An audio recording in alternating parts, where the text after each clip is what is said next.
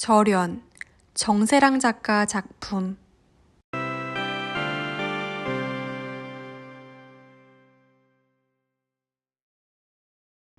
가은은 텅 빈 극장의 좌석들이 분말 소독약으로 덮여있는 꿈을 꾼 적이 있다.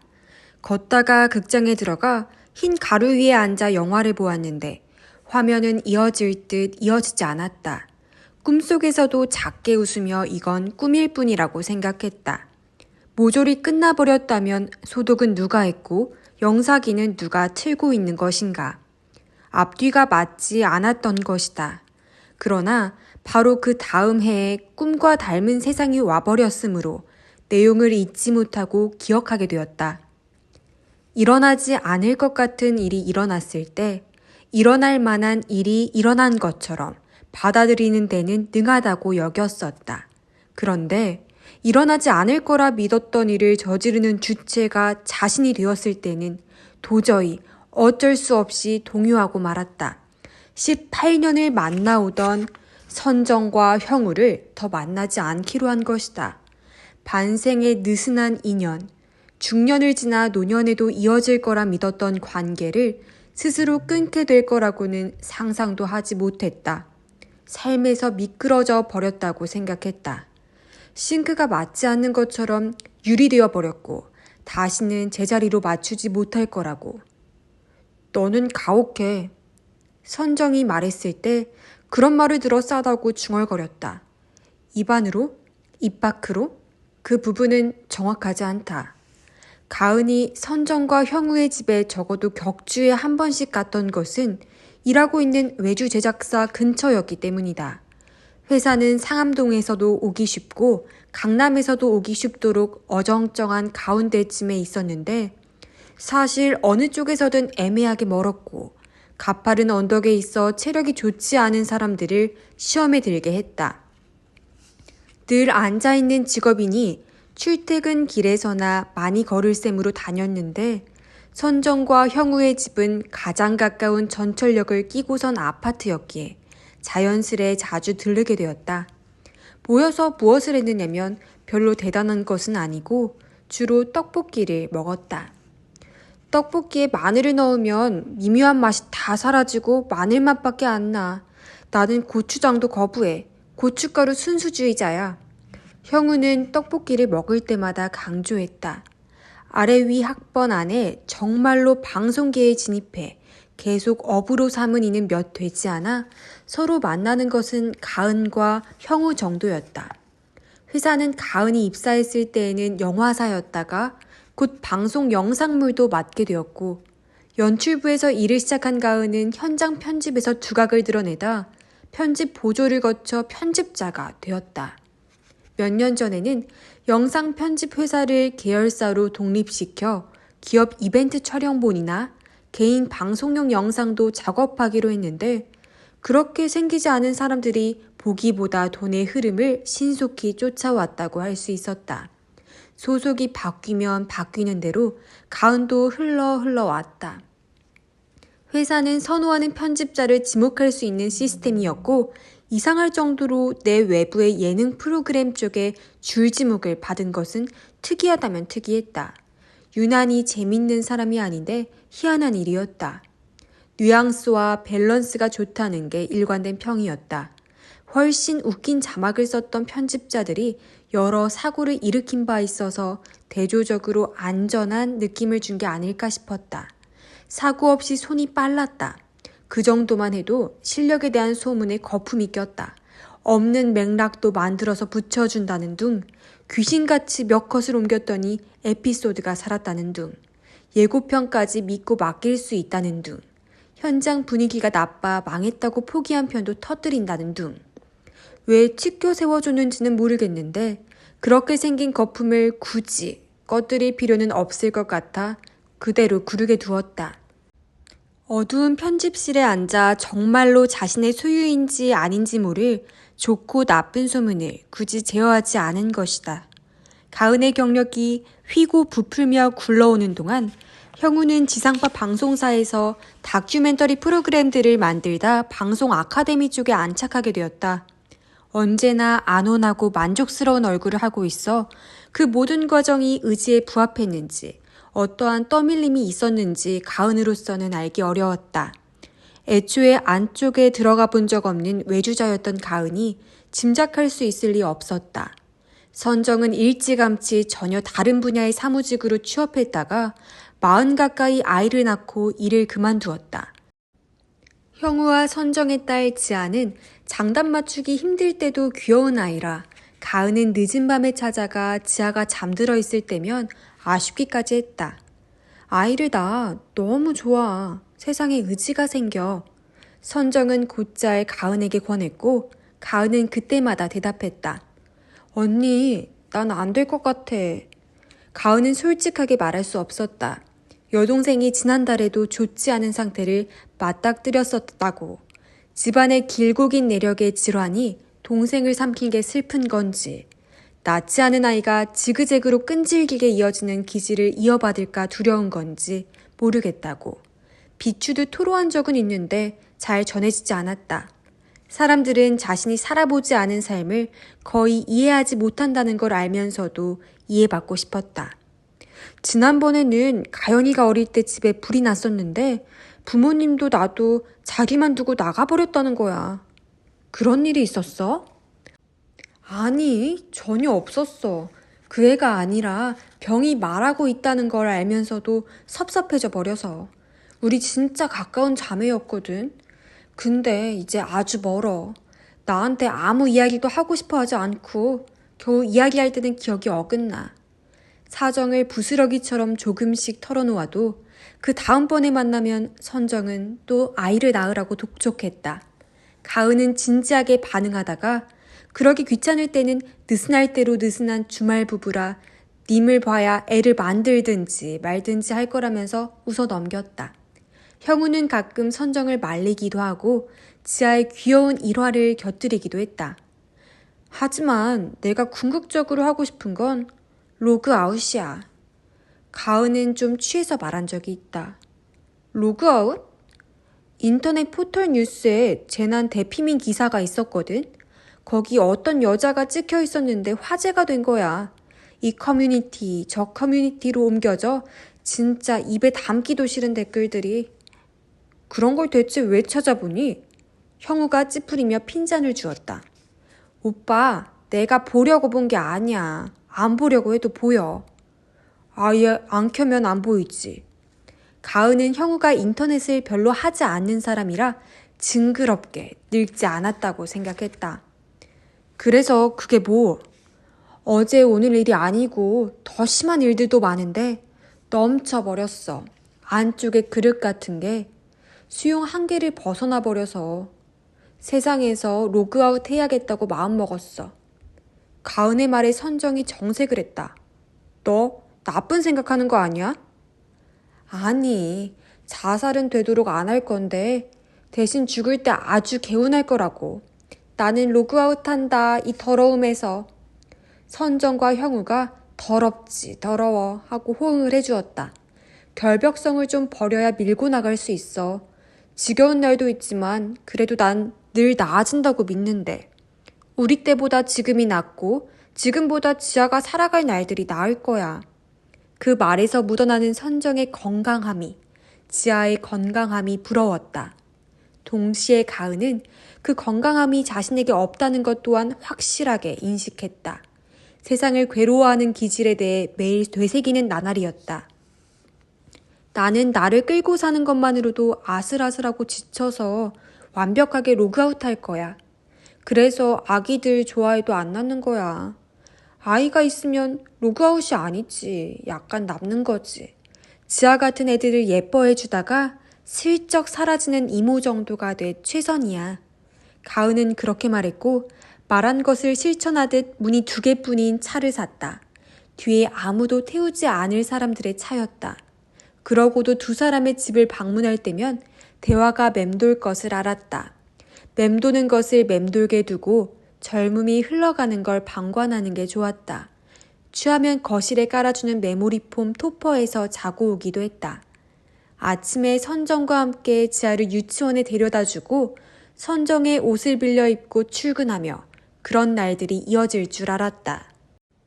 가은이 선정과 형우를 좋아한 것은 두 사람이 가은의 구조자였기 때문이다.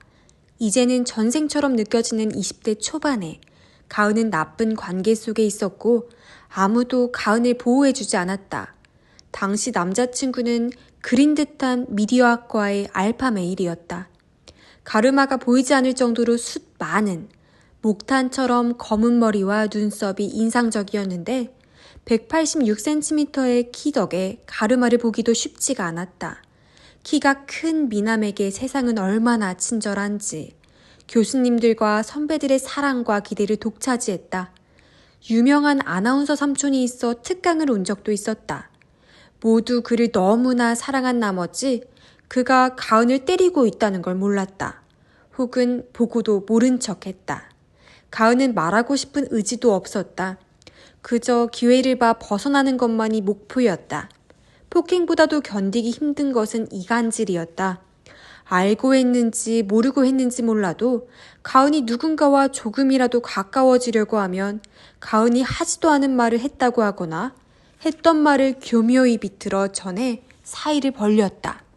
가은이 없는 자리에서 가은의 불안정함을 과장했다. 그 나이에는 불안정하지 않은 사람이 오히려 드물 텐데 병적인 상태인 것처럼 묘사했다. 가은은 가족력을 곱씹으며 남자친구의 말을 그대로 믿어버리는 날이 잦았고 결국 별 수 없이 고립되었다. 10수년이 지나고도 그가 그 모든 걸 의도적으로 한 건지 본능적으로 했는지 헷갈렸다. 어쩌면 의도와 본능이 하나였을지도 모른다. 훤칠한, 활기찬, 촉망받는 중요한 일들을 맡은 그에게 선정과 형우가 맞섰을 때도 가은은 그 자리에 없었다. 늦은 새벽의 술자리였고 가은 이야기가 나왔을 때 습관적인 비하를 하던 남자친구에게 두 선배가 고개를 저었다고 했다. 너는 가은이를 그렇게 대하면 안 돼. 네가 가은이를 해치고 있단 걸 알아. 물론 남자친구는 크게 화를 내며 부정했고 그 자리의 대화는 별로 친하지 않았던 동기를 통해 가은에게 전해졌다. 대체 그 이야기를 왜 전해준 것일까? 미묘한 전달이었던 건 덮어두고 가은은 자신이 없는 그 자리에서 자신의 편을 들어준 선배 커플을 좋아하게 되었다. 실제로 친해지게 된 것은 졸업 이후였지만 자주 속으로 둘의 말을 되풀이했다. 나를 그렇게 대하면 안 돼. 넌 나를 해치고 있어.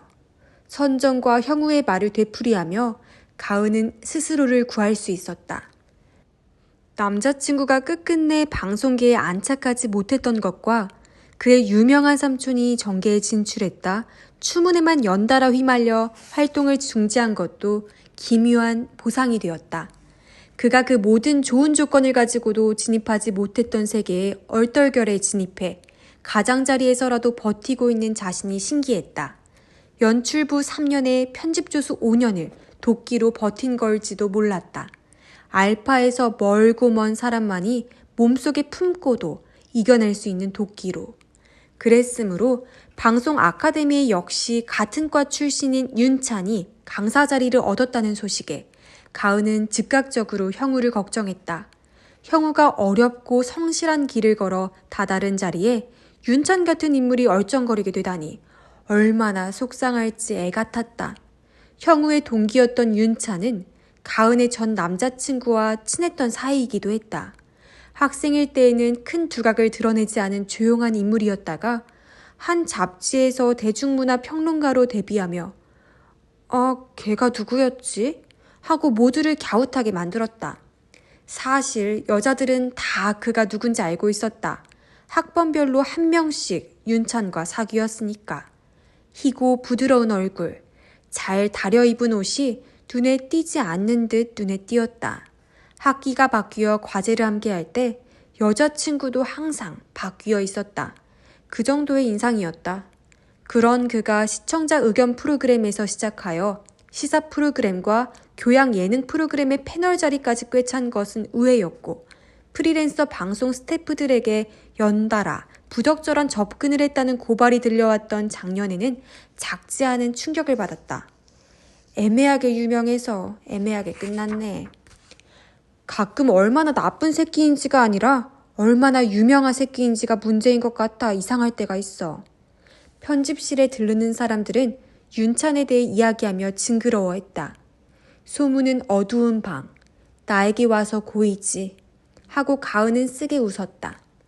그러고 한참을 잊고 있다가 그 박윤찬이 아카데미에 합류했다는 어이없는 소식을 들은 것이다.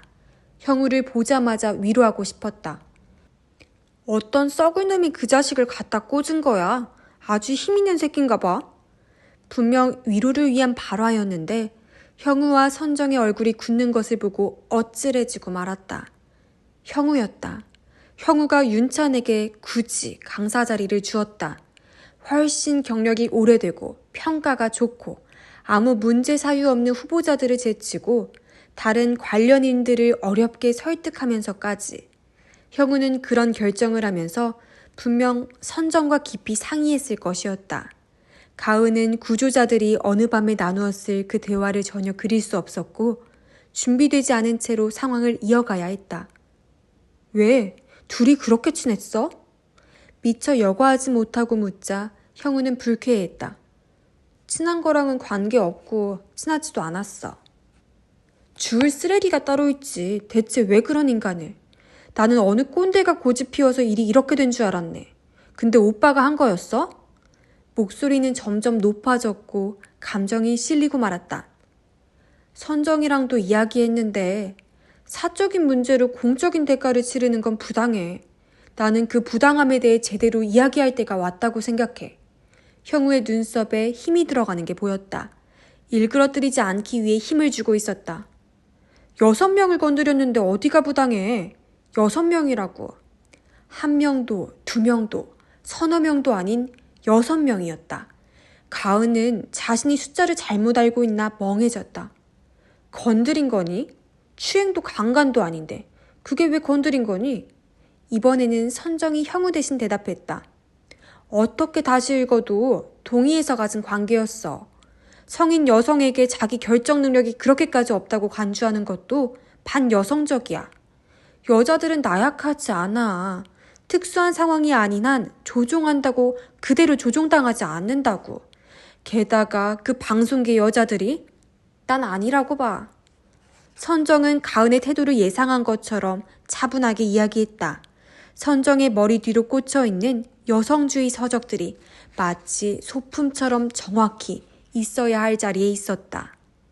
하지만 내 주변에선 다들 박윤찬 일이 언젠가 터질 일이었다고들 했는데? 가은은 혼란스러웠다. 정신없이 바쁠 때였고 누가 와서 전해주는 이야기만 들었던 것이라 자신이 잘못 알았을 수 있겠다라는 생각이 들었다. 선정과 형우는 꼼꼼하게 알아보고 판단했다고 했다. 성인들 사이에 합의된 관계였고 공론화될 문제가 아니었다고 말이다. 너도 다시 읽어봐. 아무리 봐도 어정쩡한 불륜이던데. 이런 일들까지 공개적으로 왈가왈부하면 실제 피해자들에게 더한 피해가 돼.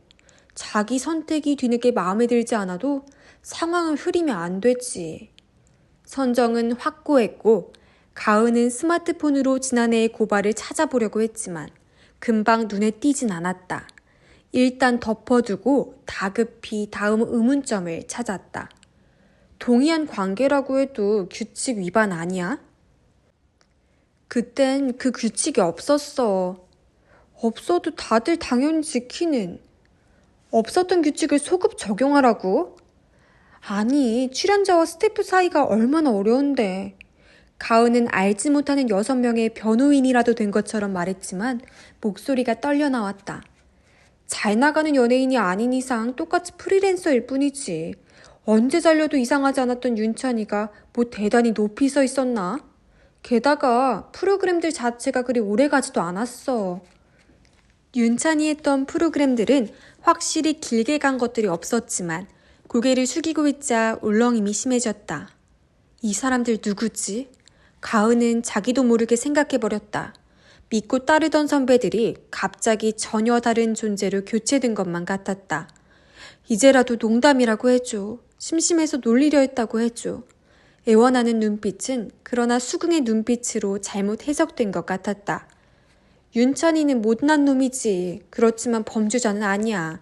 그런데 세상이 그 애를 진짜 범죄자들이랑 섞어서 같은 취급을 하잖아. 그건 달라. 다른 건 다르다고 명확히 해야지. 형우가 못난에 강세를 두어 말했고 가은은 형우에게 설득될 것 같았다. 그래서 가장 빈약한 반론을 꺼냈다.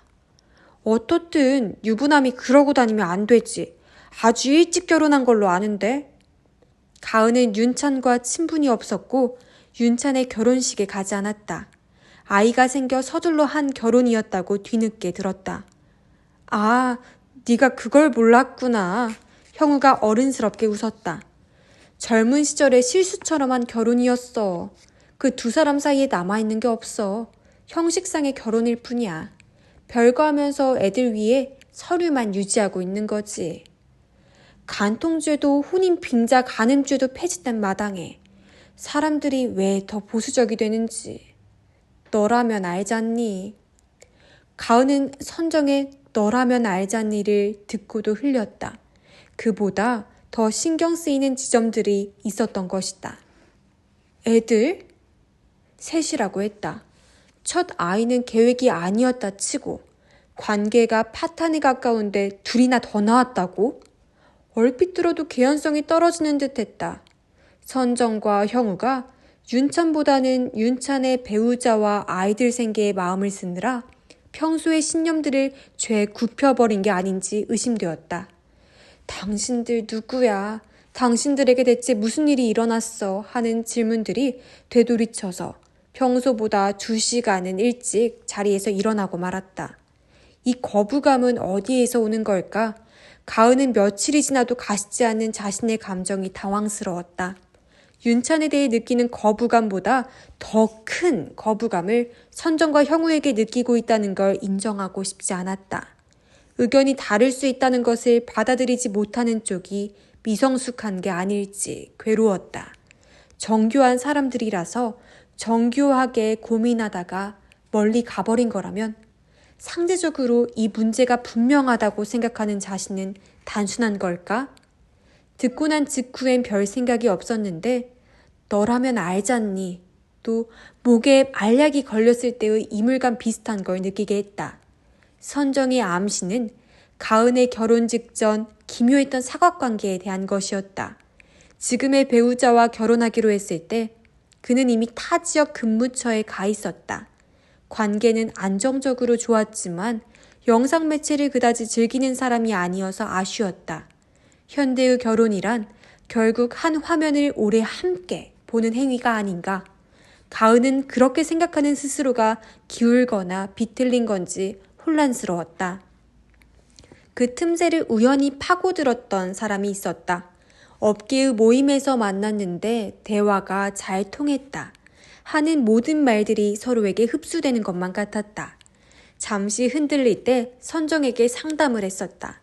선정은 현재 배우자를 훨씬 마음에 들어했고 새로운 사람이 연락이 잘 되지 않는 시간이 있다는 점을 지적했다. 알고 보니 그에게도 진지한 관계인 상대가 있었다. 가은은 삼각관계로 알았는데 사각관계에 빠진 것이었고 조용히 원래의 상태로 돌아가는 것으로 일련의 일들은 끝이 났다. 언니, 나도 모르게 내가 다른 여자가 되어 있더라. 모르면서 그런 역할로 걸어 들어갈 수도 있는 일이더라. 아무것도 흑백은 아니야, 그치? 그런 대화를 했고 웃으며 지나간 해프닝이었다. 선정이 그때의 일을 가져와 엉뚱한 일에 붙일 줄은 몰랐다. 7년 전 관계된 모두가 싱글일 때였다. 윤찬이 저지른 짓과는 한참은 멀었다. 서로 손끝도 닿지 않았다. 그저 다른 가능성을 상상했을 뿐. 어쩌면 그게 더 나빴나? 하고 중얼거리며 가은은 자신과 윤찬 사이의 거리를 재보았다. 멀다는 걸 알면서도 찝찝하고 거슬렸다. 꺼림칙한 감정에서 벗어나기 위해 윤찬에 대한 고발문들을 찾아 읽었다. 시간이 지난 폭로는 원본 글이 지워지고 복사본만 남아있거나 일부는 아예 사라지기도 한 상태였다. 첫 번째 여성은 윤찬과 2014년부터 1년여간 교제했다고 했다. 그동안 윤찬은 이혼을 준비 중이라고 말했는데 여성 쪽에서 윤찬의 아내가 둘째를 임신하고 있다는 걸 알게 되어 헤어졌다고 했다. 두 번째 여성과는 2015년 한 차례 성관계를 가졌는데 양쪽 다 술에 취한 상태였다고 했다. 두루뭉술한 동의 과정은 있었으나 윤찬이 기혼자라는 걸 몰랐으며 성관계 이후 회피적 태도를 취한 것에 큰 상처를 받았다고 쓰여 있었다. 윤찬은 팀 전체의 기혼자라는 점을 여러 번 밝혔는데 두 번째 여성이 듣지 못한 것은 자기 책임이 아니라고 주장했고 두 번째 여성은 윤찬의 주장을 신뢰할 수 없다고 했다. 윤찬이 세 번째 여성, 네 번째 여성과 만난 시기는 겹쳤다. 세 번째 여성은 가은의 연배였고 네 번째 여성은 사회초년생이었다.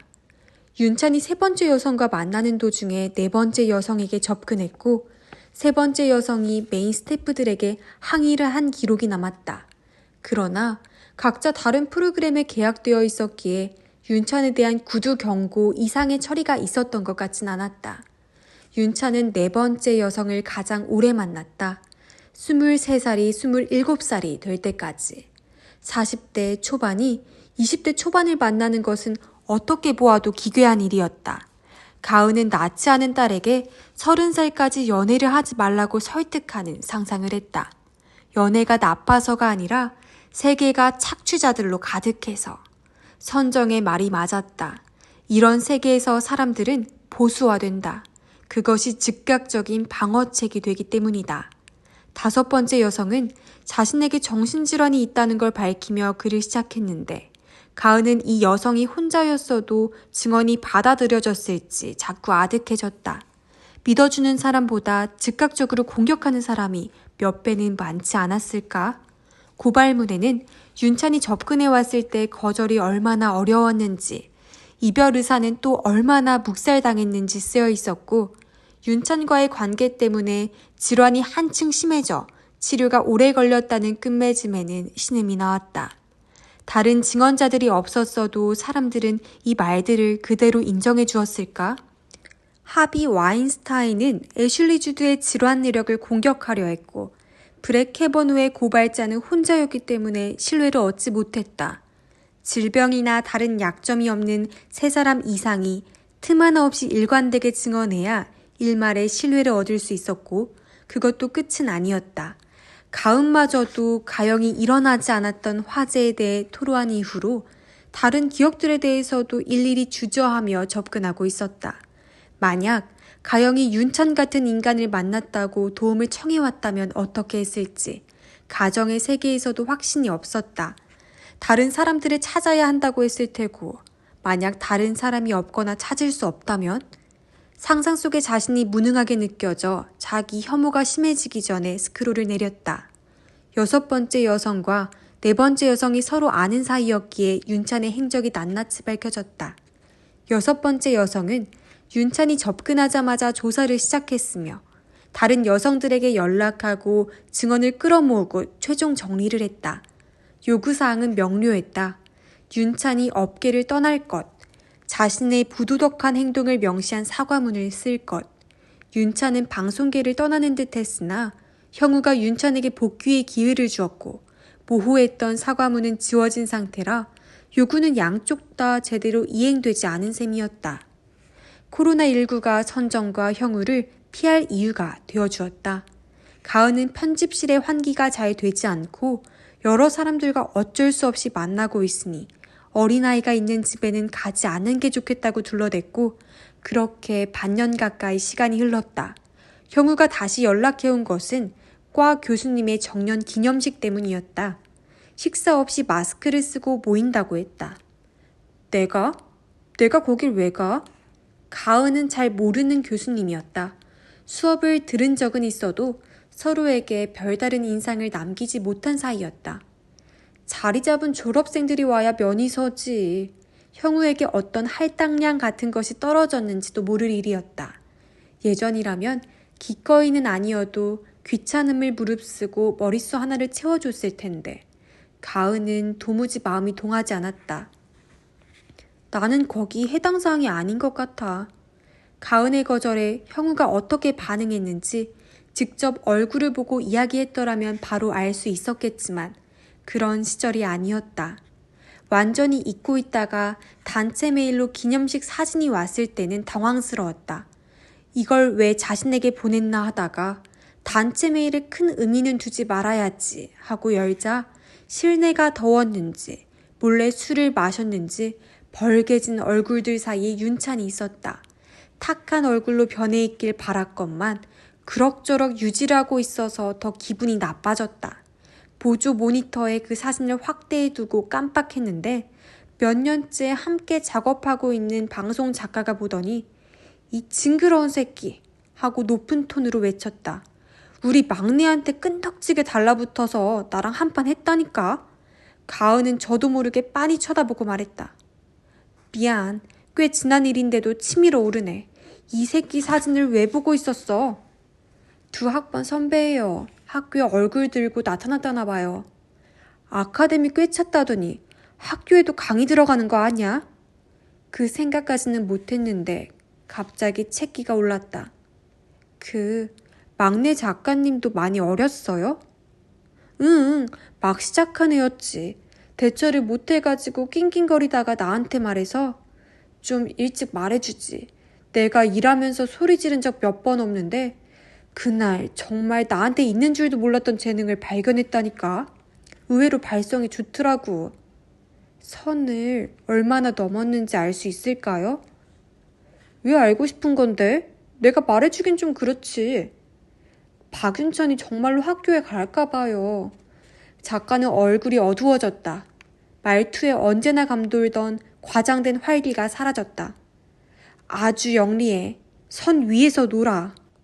그래서 지금껏 줄곧 해먹은 거야. 처음엔 여러 사람이 모이자고 해. 친교 모임처럼. 똑똑한 척 잘하잖아. 괜찮아 보이는 아이디어도 주고 자기 인맥으로 어려운 섭외도 달이 놔주고 비싼 술들, 애들이 제 돈 주고 못 먹는 그런 술들을 한 1, 2년 천천히 알려주며 사줘. 그런데 별로 경계할 만한 일은 그때까지 안 일어나. 그렇게 가드를 서서히 내리게 하는 거야. 상대가 편안해한다 싶으면 결혼 생활이 파탄났다며 불쌍한 척을 했다가 네가 여지를 줬다며 죄책감을 줬다가 일생일대의 사랑에 빠졌다고 온갖 난리를 쳤다가 하는 모양이야. 그렇게 길게 쪼이는 줄은 몰랐어요. 동시에 여러 명한테 하는 거겠지. 그런데 억지로 만진다거나 증거가 될 만한 문자를 남긴다거나 하는 일은 없어. 심지어 우리 막내는 통화도 몇 번 녹음했는데 내가 들어봐도 건질 게 없더라. 이 새끼가 똑같은 짓을 계속해온 포식자인 건 맞는데 아주 교묘하게 선 위에서 놀기 때문에 그래서 걸 수 있는 게 불륜밖에 없었군요. 모르는 사람들 눈에는 잘못된 연애로 시끄럽게 구는 정도로 보이게 되어버렸지만 그래도 그 새끼의 이름을 똑바로 부르는 게 중요했겠지. 다음 사람이 피할 수 있게 말야.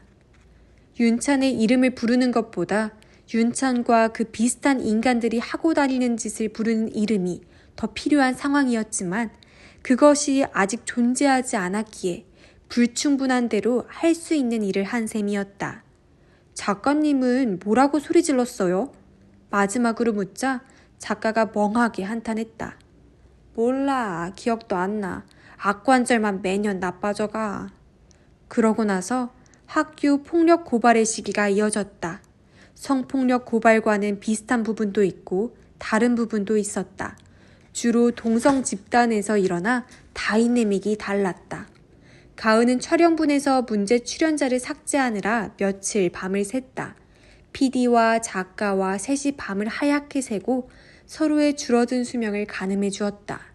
돈을 더 받는 것도 아니고 누가 잘한다고 칭찬해 줄 일도 아니었지만 예술에 가깝게 해냈다. 한동안 혹여나 모를 실수를 하지 않기 위해 관련된 기사를 다 찾아 읽었다. 읽으면 읽을수록 명쾌하지 않아 곤란해졌다. 진짜 일어난 일들과 일어나지 않은 일, 일어났는지 일어나지 않았는지 확인할 수 없는 일들이 매일 가장 자극적인 방식으로 기사화되었다. 분명한 폭력과 미성년자들끼리 서로를 불쾌하게 여겼던 기억들이 뒤섞여 거론되는 것이 양상을 엉망으로 만들었다. 가르고 분리해야 할 것들을 아무도 속지 않고 트래픽을 올리기 위한 소재로 소모할 뿐이었다. 분명 심각한 일을 저지른 이들이 대가를 치르지 않은 채 털어내고 엉뚱한 사람이 다쳤을 것이었다. 같은 일이 윤찬에게 일어났나? 확고했던 의견이 흔들린 것도 그 즈음이었다. 윤찬에 대한 고발도 성인과 성인 사이의 사적인 불쾌함에 대한 것이었나? 가은은 선정과 형우의 말들을 곱씹어 보았다. 사람들은 원래 불쾌한 존재인데 불쾌하다고 일자리를 잃어서는 안 된다. 그것은 진보가 아니라 퇴화다. 쾌와 불쾌로 범주를 넘어서는 판단을 하는 것 자체가 폭력이다. 의도만큼 생각을 끝까지 붙잡고 파고들지 못했다. 가은이 쓴 자막에 논란이 일어나 난리가 한번 나는 바람에 남의 일을 떠올릴 여력이 없었다. 여러 사람이 감수하고 시사 때도 문제가 없었는데 국어사전의 의미와 인터넷 커뮤니티들에서 쓰는 뜻은 전혀 달랐던 모양이었다. 그 말뜻이 언제 그렇게 바뀌었는데요? 우리가 알았어야 했는데 미안해요. 오래 봐온 PD와 작가도 따끈한 눈이었다. 해당 팀 사람들은 코로나19 이후로 더욱 사명감을 가지고 일하던 중이었다. 사람들이 볼만한 걸 제대로 만들 거라고, 그래야 다들 안전히 집에서 시간을 보낼 거라고 말하는 그 단단한 얼굴들이 좋았다. 쏟아붓는 성향의 사람들만 업계에 모이고 또 버텨내는 것 같았지만 가까이서 지켜다 보면 그저 응원하고 싶었다. 그 모든 노력은 프로그램 게시판이 터지자 무소용했고 방송사에서 회사가 징계를, 회사 안에서 관련자들이 징계를 받게 되었다. 가은도 몇 개월 감봉 조치를 당한 후 얼얼할 뿐이었다. 사고를 친 편집자로 소문이 돌지는 않을지, 일이 줄어들거나 끊기지는 않을지 우려하면서도 한편으로는 아무 일도 하지 않고 쉬고만 싶었다. 2년쯤 업계를 떠나보면 어떨까? 낮에도 자고 밤에도 자면 어떨까? 동면 같은 걸 하는 동물이라면 좋을 텐데. 머릿속이 엉뚱한 연쇄 속에 있었다. 지쳤다는 신호였다. 문득 선정과 형우가 보고 싶었다. 그들의 기분 좋은 집에 가서 거칠게 써 지나치게 푹신해진 소파에 몸을 묻으면 피로가 풀릴 듯 했다. 더 이상 어떤 문제에도 날 세우지 말고 다 흘려보내면서. 그 선택지를 고려하며 역시 지치면 생각을 외주하고 싶어진다는 것을 깨달았다. 어려운 것은 맡기고 싶어. 이견 없이 동의하고 싶어. 선정 언니가 형우 오빠가 맞았으면 좋겠어. 끝없이 가치 판단을 해야 하는 날들 속에 고정된 기준처럼 둘이 있어주는 게 뭐가 그리 나쁘겠어? 다 소화해서 입에 넣어주는 말들을 그냥 반복할 수만 있었으면. 그러나 그 시기에 사고를 친 것은 가은만이 아니었다. 윤찬이 또다시 사건의 중심에 선 것이다. 아카데미의 공용 컴퓨터에 조건 만남 채팅 프로그램을 깔았다고 했다. 제 딴에는 개인 스마트폰이나 컴퓨터보다 추적이 어려울 걸 노린 듯 했지만 수강생들이 금세 발견해버렸다. 윤찬이 평소 쓰는 아이디와 유사한 아이디에 더해 접속 시간을 따지자 다른 사람일 가능성은 전무해졌다. 아카데미 수강생 게시판에 공론화가 되고 연이어 기사가 올라왔는데 이니셜로 처리되었지만 그게 윤찬인 건 곧 아는 사람들은 다 알게 되었다. 며칠 후 형우가 가은을 집에 초대했다. 너무 오래 못 봤다. 방역 단계 내려갔을 때 놀러와.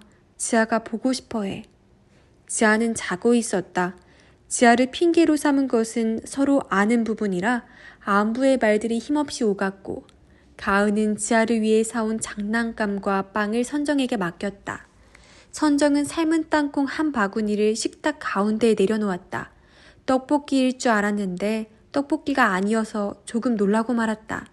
마치 세 사람의 손이 바삐 움직여야 분위기가 덜 어색할 걸 감안해서 정한 것만 같았다. 볶은 땅콩만 먹어보았던 가은은 삶은 땅콩의 맛이 생소했다.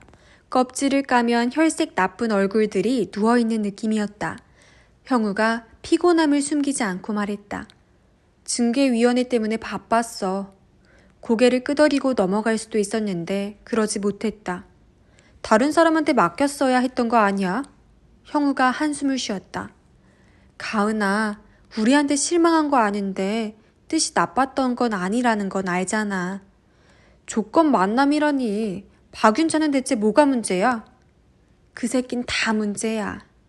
그걸 알면서 왜 무리해서 아카데미에 부른 거야? 그런 인간에게 가르칠 자격이 뭐가 있다고. 선정이 먹지도 않을 땅콩을 끝없이 까서 늘어놓았다. 업계의 진짜 강간범들은 여전히 잘 살고 있다는 거 너도 알잖아. 가은은 너도 알잖아가 선정의 말버릇일 뿐임을 인식하면서도 견디기 어려웠다. 애매하게 잘못한 놈이 지나친 분풀이 대상이 됐다고 생각했어. 찢어지게 가난한 집안 출신의 뭣도 없는 놈인 거 알아서 벼랑 끝으론 가게 하고 싶지가 않았어. 선정이 시작한 말을 형우가 끝마쳤다. 그래서 그걸 구해놨더니 신나게 성매매를 한다? 비아냥이 튀어나오고 말았다. 맥주에도 차에도 손대는 사람이 없었다. 셋은 참담함 속에 앉아 있었다. 그래서 징계는? 묻자마자 선정의 한숨에 대답을 알 것만 같았다. 근거가 약해. 수강생들한테 위해를 가한 건 아니니까. 기껏 찾아낸 게 품위 유지 조항 위반 정도라. 가은은 말이 흐려지는 순간들을 참을 수가 없었다. 강의를 그대로 해? 아니, 조용히 자진사직으로 마무리될 것 같아. 그럼 기록이 안 남잖아. 기록이 남지 않으면 윤찬은 계속 업계 언저리를 맴돌 것이었다. 그를 불쌍히 여기는 이들이 건네주는 자리가 이어질 게 뻔했다. 이야, 내가 다큐멘터리를 찍고 싶다. 제목은 그 남자가 사는 법 정도로 해서. 박윤찬, 앞으로도 잘 살겠네. 세상은 이렇게 유지되는 거였구나. 복귀해선 안 되는 인간들이 복귀할 때 나는 그게 되게 멀리에서 일어나는 일인 줄 알았지.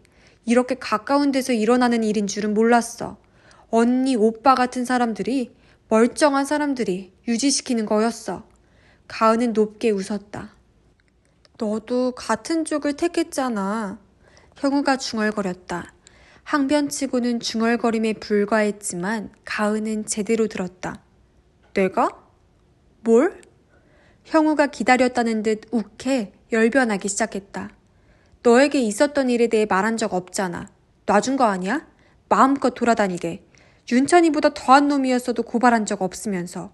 네 일은 그렇게 어렵고 남의 일은 쉬워?